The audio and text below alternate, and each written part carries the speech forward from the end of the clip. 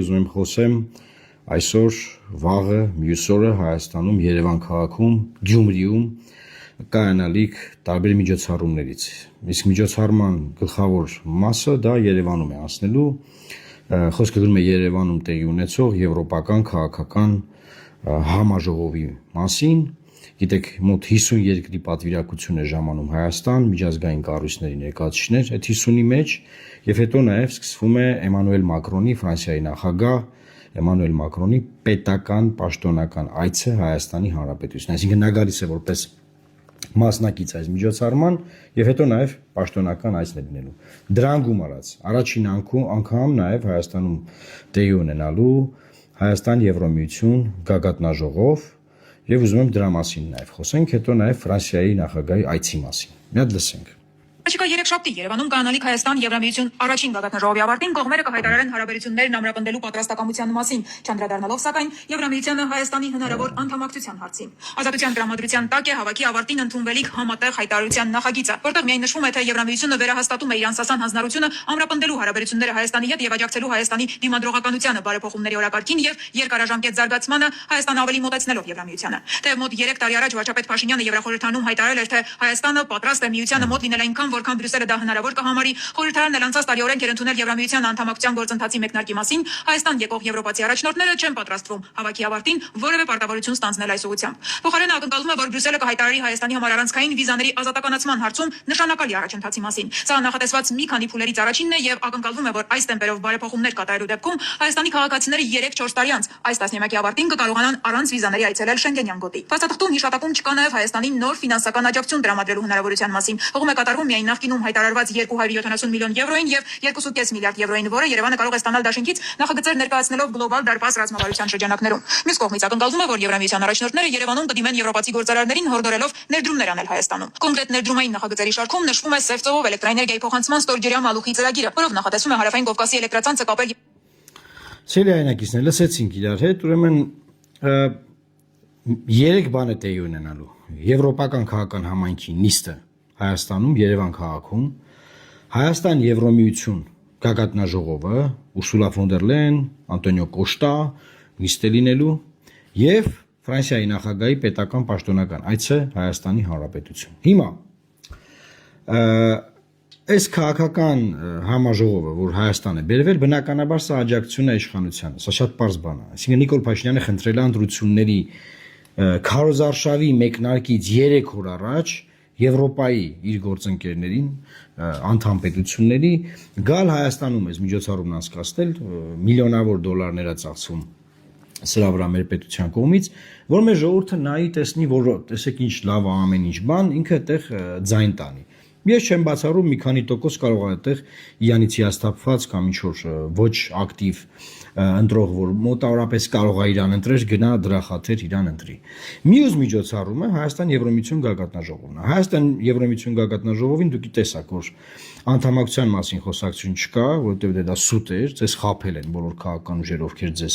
բանը ստորագրահավաք էին անում, ասում էին անդամակցում ենք, այդ մեկ ստորագրություններով Եվրոմիություն որևէ մեկը դեռ չի միացել բանով, ստորագրահավաքով, էլի այդպես բան չկա։ Եվրոմիությունը այս ուղությամբ, այս տարածաշրջանի ուղությամբ ընդլայնվելու պլաններ չունի։ Ով որ ասում է, ունի ձեզ խաբում է։ Միայն ձեզ չեն խաբում, այս ալիքում։ Ոնց ձեզ անկեղծ ասում են։ Հիմա տեղի ունենալու այդ միջոցառումը, այսինքն վիզաների ազատականացումը 3-ից 4 տարի, դեռ 3-4 տարի կա, որ Հայաստանը պետք է ռեֆորմներ անի։ Ես ձեզ անկեղծ ասեմ, այս ռեֆորմները Հայաստանը կարող էր անել 21-ից մինչև 25 թիվը, այսօր վիզաների ազատականացման հարցը դրված էր սեղանին։ Չի արել, որովհետև չկան պոտենցիալ ռեֆորմներ անելու, չկա քաղաքական կամք ռեֆորմներ անելու։ Կա ուղղակի պոտենցիալ Հավայի խոսալու, առավոտի ծիրիգու, պրոստը Հավայի խոսալու պոտենցիալ կա, գնա գալիս եմ, տես պոտենցիալ կա։ Բայց եւս 3-4 տարի Հայաստանը պետքա տքնի, տարապի այդ ռեֆորմների վրա, որից հետո պետքա քաղաքական որոշում կայացվի, ԵՄ անդամ ցանկացած երկիր, այլ Շենգենյան գոտու։ Մեկ երկիր կարող է վետո դնել եւ այդ հարցը չլուծվել։ Ինչու որտեւ Եվրոմիությունը, Շենգենի պետությունները չեն ուզում նոր Շենգենյան գոտու դուր բացել նոր պետության համար։ Այնա Վրաստանի դեմ դուր ուզում են փակեն։ Այսինքն դեռ 3-4 տարի մենք պետք է ռեֆորմներ անենք, որ հասնենք դրան։ Ես ձեզ վստահեցնում եմ, եթե դուք քվեարկեք մեր օգտին, պարլամենտում մենք ամեն ինչ անելու ենք, որ այդ process-ը արագ լինի։ Արագ, որտեղ այս պոտենցիալը, որը եղել է պարլամենտում, դա զրոական պոտենցիալ է։ Զրոական պոտենցիալ թալանչի գողավազակ դավաճան հողատու բանավեճի վերաբերյալ։ Այդտեղ այդ բանավեճը չի կարա, ասենք վիզայի ազատականացումը, էլի մոռացեք, վիզան որ կազատականացվի այդ բանավեճերով։ Հաջորդ հարցը ֆինանսական աջակցություն եւս չկա, բայց լինելու է քաղաքական աջակցություն, որ Նիկոլ ջան, դու ընտրվի, դու վերջն ես, բան, դու հզոր ես, դու քեզ ենք եկել օգնենք, բան, դա միտքը, այս ամբողջ միջոցառման։ Եվ մյուս բանը, որ մի քիչ ես կզգուշանայի, ես եվրոպական քաղաքական համայնքը քննարկելու է իրավիճակը Ուկրաինայում, իրավիճակը Իրանում։ Ժողովուրդ ջան, մենք բացարձակապես գործ չունենք այս հարցերում Իրանի Իսլամական Հանրապետության մեր հարևան պետության, հենց հիմա այնտեղ գիտեք լարված վիճակ կա, փակ են ծովային նավահանգիստները, այդ բեռներ տեղափոխող բան, այսինքն շատ ծանր վիճակ է։ Կիսա ճիշտ է, հրադադար է, բայց ամեն պահի կարող է վերսկսվել։ Հայաստանը պետք է ֆունդամենտալ զգուշավորություն դրսևորի այստեղ, խոսի միայն, որ մենք կողմենք, ուզում ենք, որ լինի խաղաղություն,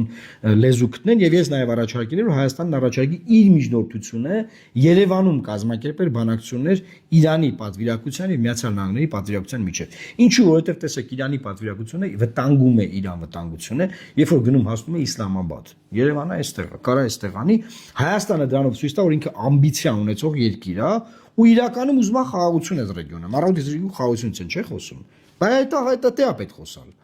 Այնա Զելենսկին գնաց Ադրբեջան, Ադրբեջանը ուզում է բան ստանձնի։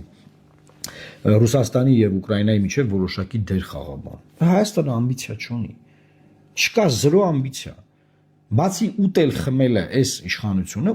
ուտել խմել, հա մեկ է փող աշխատել։ Գնա գալիս են փող են աշխատում։ Ուրիշ որևէ ամբիցիա այս մարդիկ չունեն։ Պետության վերաբերյալ մտածողություն, պետական ոչ մի բան։ Մեկ է խափեն ժողովրդին, ձեզ տանում ենք Եվրոպա, ձեզ տանում ենք չգիտեմ ուր, էսա։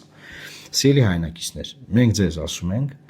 որ բոլոր նրանք, ովքեր ասում են, որ Հայաստանը տանելու են Եվրոպա, խափում են։ Հնարավոր չի Հայաստանը տանել Եվրոպա, բայց մենք ձեզ խոստանում ենք, որ Եվրոպան կբերենք Հայաստան։ Երբ որ մենք խոսում ենք եվրոպական մոդելի պետության մասին, դա նշանակում է եվրոպական ինստիտուտներ եւ ռեֆորմներ, այ որ այդ վիզայի ազատականացումը հիմա 1000 անգամ արած կլինենք։ Բայց գնանք առաջ։ Ֆրանսիայի նախագահ Էմանուել Մակրոնին եմ ուզում անդրադառնամ։ Հայաստանում բավականին ատելություն կա քարոզված, այլ ընդդիմադիր ուժերի կողմից, ընդդիմադիր մամուլի, որ Մակրոնը Ղարաբաղը հանձնեց, ծախեց, դավաճանեց հայ ժողովրդին, բանսենց, ինչ որ զզվելի բաներ։ Ես անձամբ գիտեմ, այդ մարդը ինչեր ունի արած մեր երկրի համար։ Նաև Արցախի հիմնախնդրի վերաբերյալ։ Եթե մեկը կա, որ պետք է մեղադրել միայն մեզ, Հայաստանի իշխանությանը, Հայաստանին, Հայաստանի ժողովրդին, Հայաստանին, ուրիշ ոչ մի տեղ մեղավոր մարդ մի փնտրեք։ Մի ձեր խնդիրները տարեք, գցեք սրանա գրպանը։ Ջեբը, այն որ ասում են։ Մի արեք տենց բան։ Ուրեմն 20 թվականի պատերազմը երբ որ սկսվել էր, Մակրոնը անդադար զանգում էր Պուտինին ու Տրամպին, Տրամպը քարոզարշավի մեջ էր։ Պուտինին հիմնականում, որ պատերազմը կանգնացնենք, Ֆրանսիան ստե որևէ լծակ չուներ պատերազմ կանգնացնելու։ Ռուսները ունեին, վերջը նոյեմբերի 9-ին պատերազմը կանգնացվեց։ Մակրոնը մեծ ներդրում է ունեցել այդտեղ։ Հաջորդ բանը ասեմ։ Երբ որ էթնիկ զտումը սկսվեց Լեռնային Ղարաբաղում, Ֆրանսիան ՄԱԿ-ի անվտանգության խորհրդին իսկ հրավիրեց։ Եվ դա էլ չի կարելի ուրանալ։ Մեծ հաշվով ես որպես ներսից իմացող մարդ կարամ ասեմ, որ հայ իշխանությունը ինչ ուզել է, ֆրանսիական իշխանությունը արել է, ինչ ուզել են, բայց խնդրեմն ինչու՞մ է։ Մենք մի հատ նարատիվ դրել ենք Ֆրանսիայի իշխանության առաջ, ասենք այս բանն ենք ուզում արա, սկսել են իրանք զբաղվել, հաջորդ օրը Փաշինյանը ուրիշ հայտարարություն արել։ Հետո այն մյուս օրը ուրիշ հայտարարություն արել։ Այն մյուս օրը ուրիշ հայտարարություն։ Այսինքն Ֆրանսիային ասում ենք ՄԱԿ-ի ախնիստ հրավիրի, ՄԱԿ-ի ախնիստ հրավիրեմ, Փաշինյանը ասում է քաղաքացիական բնակչությունը թիրախավորված չի։ Այդ դեպքում, սիրելի հայրենակիցներ, որ Ֆրանսիան ՄԱԿ-ի անվտանգության նիստ հրավիրեմ, խստորեն դատապարտեմ խաղաղ բնակչության վրա հարձակումները։ Պատկերացնում եք, ասենք անդադար պաստավկա են կարել մեր միջազգային գործընկերներին, բայց Հայաստանում թողել որ քննարկվի, շրջանառվի մի հատ բան ուրացողական արշավ, ասենք մեր գործընկերների դեմ։ Հիմա հետ գալով պետք է Մակրոնին ամենաբարձր մակարդակով ընդունել, մյուս տարի Ֆրանսիայում նոր նախագահ է ընտրվելու, այլևս Մակրոնը, Հայաստանի բարեկամ Մակրոնը չի լինելու, Ֆրանսիան լինելու է Հայաստանի բարեկամը։ Բայց նման ներգրավվածություն Հայաստանի հետ process-ներում ես չեմ կարծում, եւ ֆրանսիացի գործընկերներն ասում են, որ նոր ընտրվող նախագահ, ով էլ որ ընտրվի, այլևս այդքան պրոհայկական չի լինելու, շուտ, չի լինելու էլ այդքան պրոհայկական։ Հետաբար, այս վերջին 10 տարին Մակրոնի իշխանության կորսված տարիներն են իմաստով, որ մենք Ֆրանսիայի հետ գիտեք ինչեր կարայինք անենք։ Դուք չեք պատկերացնում, թե ինչեր կարայինք անենք։ Ոչ թե պետք էր գնալ Ալիևի հետ խաղաղության պայմանագրի տեքստը նախաստորագրել այն կետերով, որ երրորդ երկրների ուժեր չեն կարող լինեն Հայաստան-Ադրբեջան սահմանին որևէ տարածքում։ Այլ պետք էր Ֆրանսիայից, որ զորքերը հանում էին, ասում Ֆրանսիայից, ֆրանսիական զորքերը որ հանում էին աֆրիկյան երկրներից, հետներն աշխատել, փորձել ռազմական պոտենցիալը բերել ստեղ։ Բերել ստեղ։ Այդ եվրոպական միության դիտորդները որ եկել են, չէ՞, դիտողում բանը չէ, պոտենցիալ է, ուժ է։ Դե եթե մենք ուրիշ երկրի ուժեր կարանք բերենք, հա, դե կարելի է այդ ուղղությամբ աշխատանք տանել, զենքի ուղղությամբ աշխատանք տանել։ Բացի լոլոները, բացի ստից պիարները, անկեղծ եմ ձեզ ասում, ոչ մի բան չի արվել։ Ամփոփելով ուզում եմ ասեմ, Հայաստան-Ֆրանսիա համագործակցությունում, ասենք ունեցել ենք 100%-անոց պոտենցիալ, ասենք 100%-ի պոտենցիալից օգտագործվել է 17%-ը։ Այս իմ գնահատականն է։ Այն մնացածը չի օգտագործվել։ Ինչի՞, հետևողականություն չի եղել, նորմալ թեմով զբաղվողներ չեն եղել, թեմայի զբաղվելու վրա շեշտը դրվել է PR-ի վրա։ PR, նկարվենք, բան շուխուր անենք, զոր սաղ լավ է, բան ուժեղ ենք, հզոր բան, տենց ֆունդամենտալ բաց թողնված չանց ասա։ Ու ես ձեզ ասում եմ, քվեարկելով Լուսավոր Հայաստան կուսակցության օգտին, դուք նաև քվեարկում եք Հայաստան-Ֆրանսիա բովանդակային համագործակցության օգտին, որտեղ ես գիտեմ, եւ մեր թիմը գիտի, եւ ին Ֆրանսիայում գտնվող գործընկերները պատրաստ են ամեն ինչ անել, որ այդ գործընկերությունը PR-ից վերածվի բովանդակային համագործակցության։ Ու դադարեցրեք այս ապուշ քննարկումները Մակրոնի դեմ, որ մտամ բանը Մակրոնը Ֆրանսիան Մակրոնը Պրագայում բան Ղարաբաղը հանձնին։ Սա հանձնին։ Ռուսները հանձնին, Ղարաբաղը հանձնին, Ֆրանսիան հանձնեց, Ամերիկան սա հանձնեցին։ Բայց հայերը ոչ մի մեղք չունեն։ Հայերը դե որևէ մեղավորություն չունեն, մենք ինչ մեղք ունենք։ Սա աշխարհը մեղավոր է, հայերի սա խնդիրների մեջ սա աշխարհը մեղավոր է։ Սա, բացի հենց իրանք հայերը, բացի հենց մենք լավ, ասենց ասեմ, որ չասեմ, բանով առանձնացնում եմ։ Ես նաև այս եթերը օգտագործեցի, որ հայ-ֆրանսիական հարաբերությունները եւ անձամբ Էմանուել Մակրոնի դերի մասին խոսեմ։ Ես վստահ եմ, որ հայ-ֆրանսիական հարաբերությունները կարողանալու են բովանդակային իմաստով զարգացնել եւ չթողնել այս PR-ի մակարդակը։ Եվ հույս ունեմ, որ բարձր մակարդակով բնականաբար կընդունենք Ֆրանսիայի Հանրապետության նախագահին։ Տարածեք, լավ մնացեք, Աստված պահպան Հայաստանի Հանրապետությանը։